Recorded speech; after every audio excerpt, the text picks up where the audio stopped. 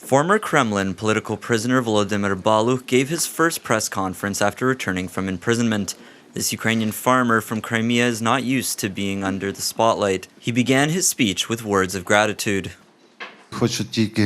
I would like to thank all who participated in my liberation and all who prayed for our liberation. First of all, those guys who are defending Ukraine in the east, the special forces. I believe that due to these guys, all of this happened.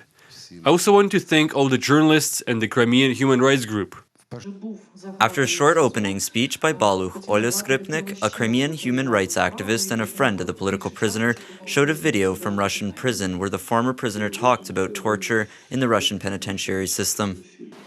Избиение, наволочка на голову, поливание водой, битье по всем частям тела, шокер, электрошокер, битье по пяткам, по ногам, по ушам.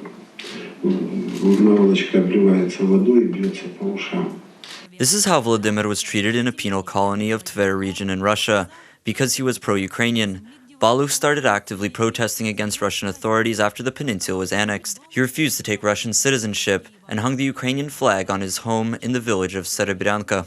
Representatives of the occupation authorities have come to him numerous times and demanded to take down the Ukrainian flag, but he refused to do that. Moreover, he placed a sign on his house saying, "Heavenly Hundred Heroes Street."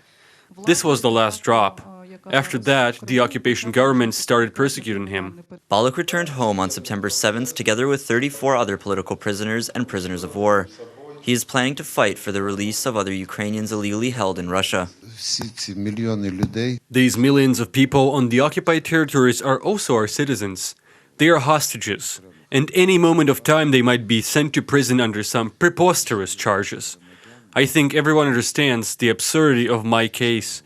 This might happen to any one of them. Volodymyr Balukh is getting settled in Kyiv and hopes to bring his family from Crimea in the nearest future.